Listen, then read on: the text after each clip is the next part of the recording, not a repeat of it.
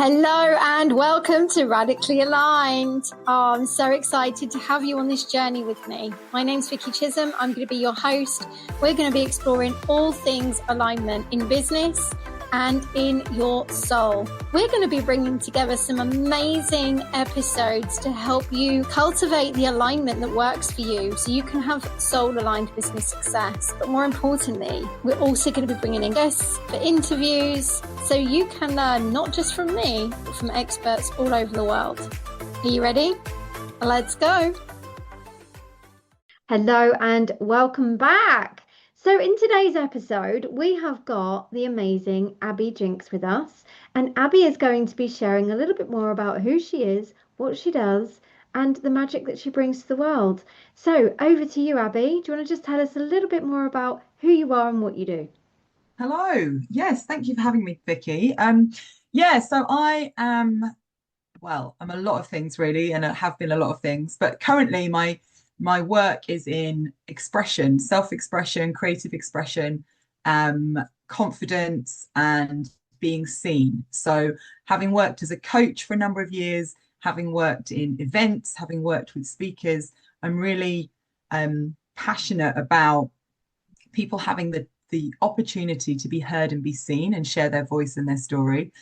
Personally, I've spent a long time doing that through dancing. So I love to dance. For many years, I danced in clubs and festivals, and now I do more conscious events, so lots of sober events.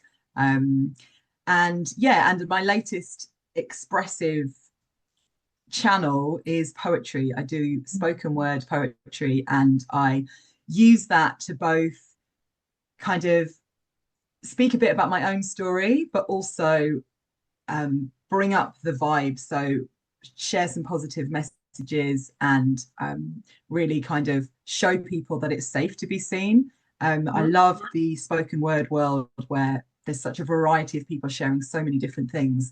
It's a really great channel to put your perspective, put your thoughts out into the world. Brilliant. So that's quite a transition for one business to another. So what took you from dancing as a business to poetry? What was the transition stage? So it kind of happened like all beautiful things do, a little bit by chance. A friend of mine asked me to write. No, that's not true. She actually asked me to read something at her wedding. And I asked if I could write something because I've always, when I was a teenager, I used to write a lot. I used to kind of share things, not so much share actually, but just spill out from my heart. And it's one of those things that I think I just forgot that I love to do. And when she asked me to read something at her wedding, I was like, okay, I'm going to write something. And I wrote a personal tale of her and her partner and how they got together. And then she shared with me something that another person was going to read by like a proper poet. And I thought, oh, mine isn't good enough. I'm going to write another one. So I wrote a more generic poem about love. They actually went for the first one. They preferred the personal story. So this was 2022, and I had this spare poem in my pocket, if you like. And I went to a festival and a band were playing. And at one point they just stopped and they said, okay, the microphone is open now if anyone wants to express themselves. And you know, when you get that feeling and you're just like, I have to do this. So I scrabbled around on my phone, found that attachment, found the poem, and I got up and I shared it. To begin with, the microphone didn't work, then the next microphone didn't work. So there was a lot of resistance there. And finally, when I shared it, and I got such an amazing response from people, and I felt that overwhelming feeling of just absolutely being in the right place, doing the right thing. Amazing. So I vowed to do more of it, and I wrote more and I shared more. And yeah, I've kind of been on that journey, really. Amazing. Love it. Absolutely love it. That's fantastic. So there's more to just the poetry though, isn't there? I mean, there's a few topics that you actually really love to connect with, and it's actually something that I've written about in my book. So I'm going to bring it in.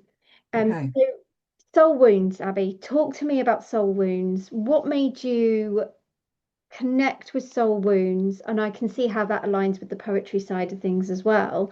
And then move into the poetry side of the business? Do you bring the soul wounds into the poetry, or how does that work for you?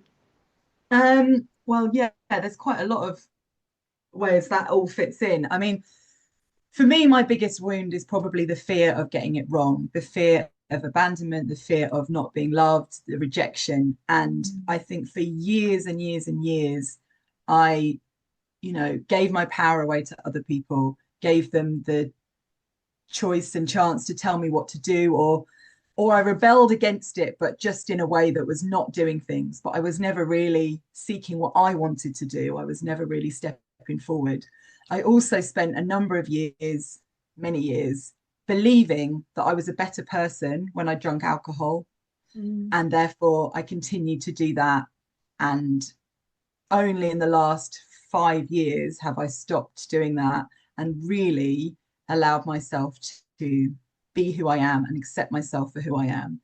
So within the poetry, there's definitely themes. Like the first lot of poems I wrote that are in my first book are all about kind of transformational things. There's a poem about fear, there's a poem about power, about self-love, kind of addressing the journey that I've been on, I guess. There's also one in there about becoming sober.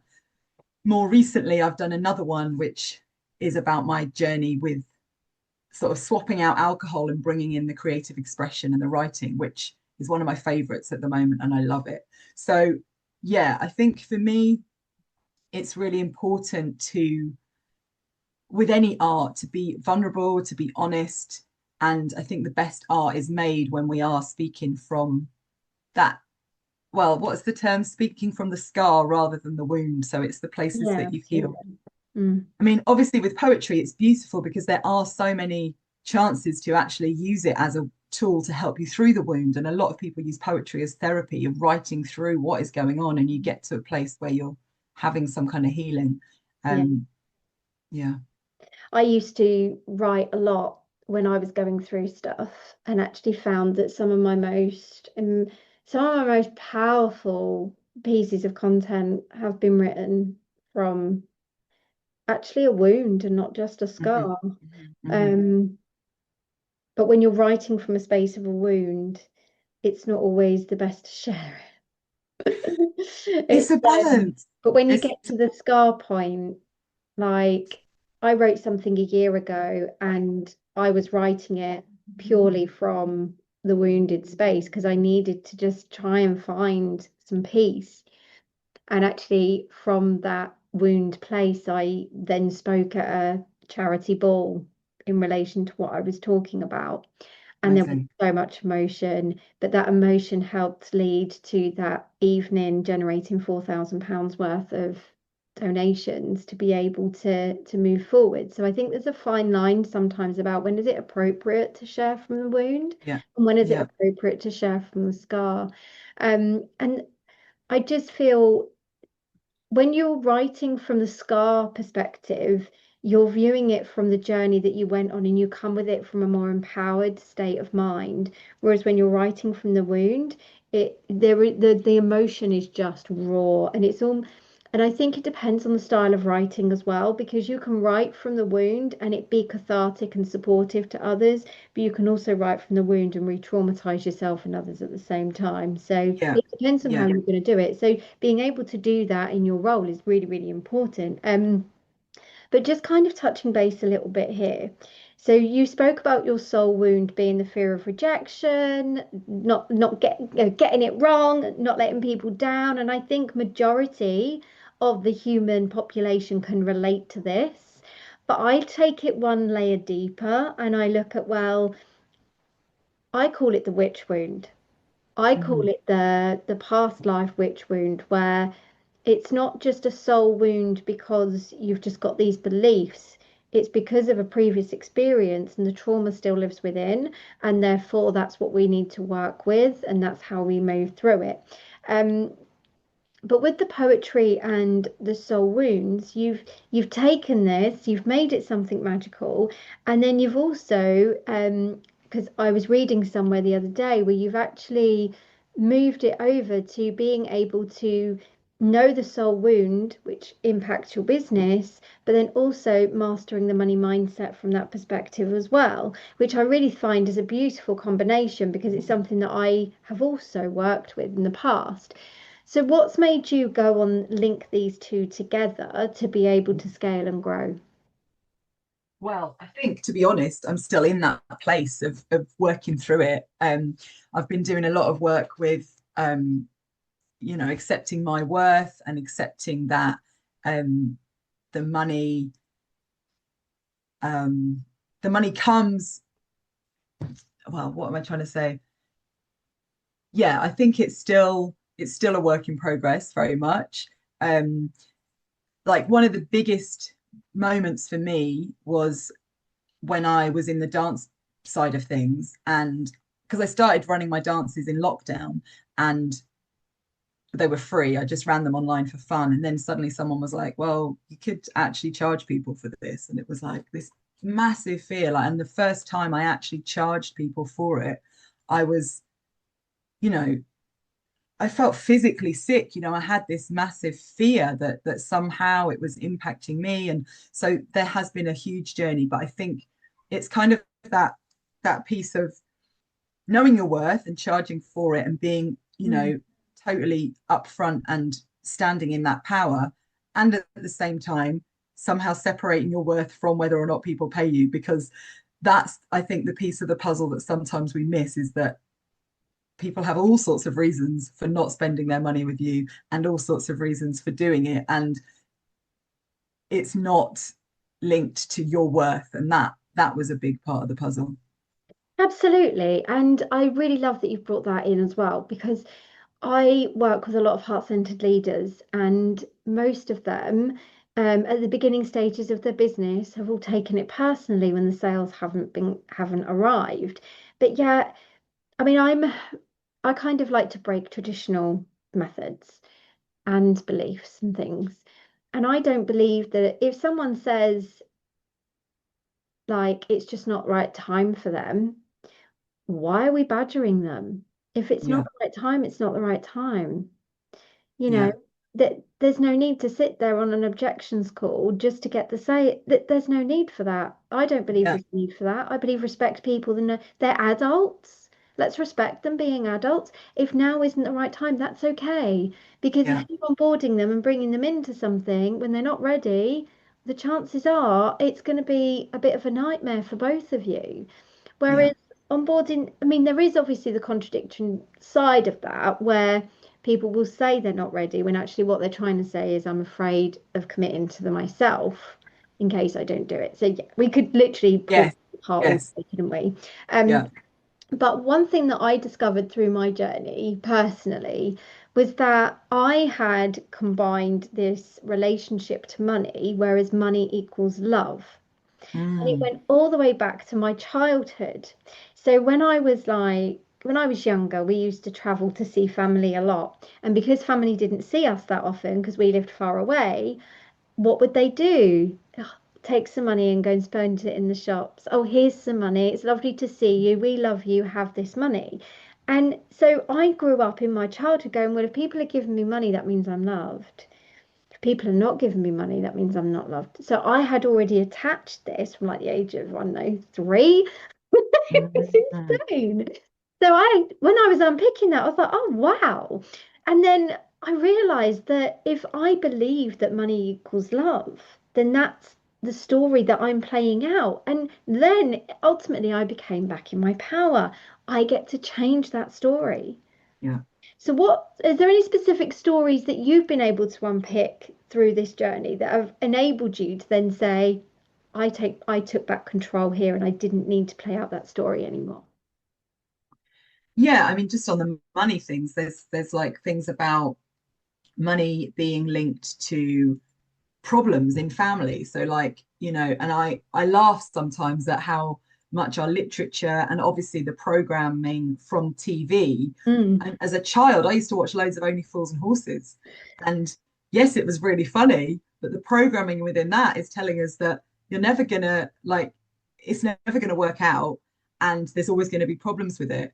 And even like looking at kids' stories, how many, we've got a book of fairy tales at the moment. How many of the people are poor, but kind of like they're the good guys? The good guys are always the poor ones. Mm. And they somehow, um, yeah, it's a lot in the money, and everybody's obviously got their own links in it. But I think picking apart the fact that um, money doesn't equate anything wrong going to happen, and it's kind of safe to be successful. That's the other piece, I think. It is safe to be successful. Yes, let's scream that from the fucking rooftops. Hello, let's wake up this bloody consciousness that we're in.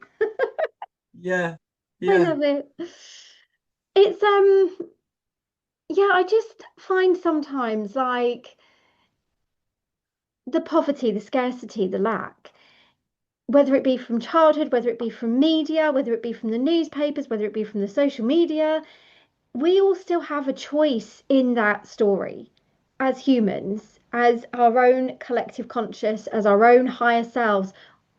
We have an opportunity to say, but do I want to stay with that? Or do I want to break through that and actually do something else for myself? And I've always been the one that goes, well, I'm going to break through that mountain because I don't want it. I don't want that there. It's not mine to carry anyway. And I've been doing that ever since I was really, really young without even knowing I was doing it. I think it's the little rebellion in me. Probably yeah, why yeah, I'm a little nice. black sheep of everywhere. It's fine. I just own it. So, when it comes to the money mastery and things like that, how do you help your clients with these stories that unpick? Do you bring poetry into it? Do you get creative? How do you find these? Yeah, I mean, a lot of the work that I'm doing at the moment is more about confidence in general. So it's more about kind of just the confidence to be yourself. Yeah. Um, and that's kind of like a first step for a lot of people. People that have become a parent, become a mum, and stop doing all the things they were doing. There's always a pattern of losing confidence and losing that connection with who you really are. And I know for me, I was, there was a strong moment where I was on the kitchen floor, literally having a panic attack, like what is going on? And I wasn't taking any time at all for myself. I Mm, wasn't, doing that. So for me, for the work I'm doing at the moment, there's the reconnection with who you really are, the confidence to actually be who you are and be seen for it, and that you are enough as you are.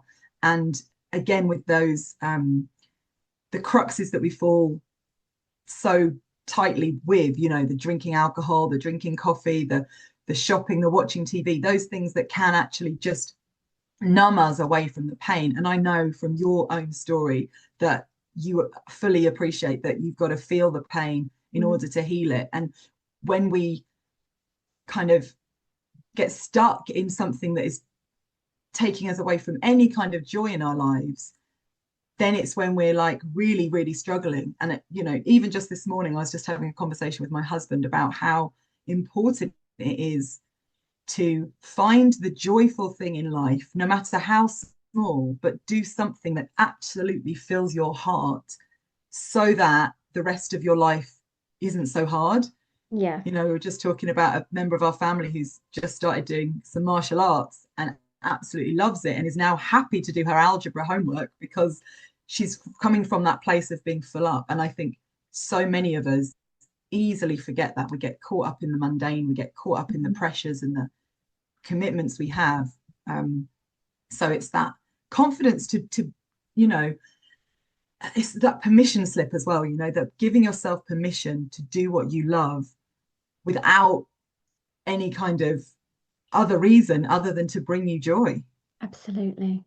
Absolutely. I love it. Thank you so much for sharing that, Abby.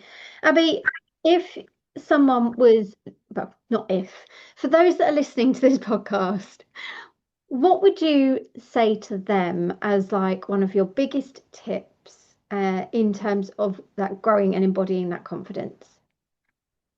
The biggest lesson for me is, like, you are always going to get things wrong. You're always going to make mistakes. Like, it is inevitable.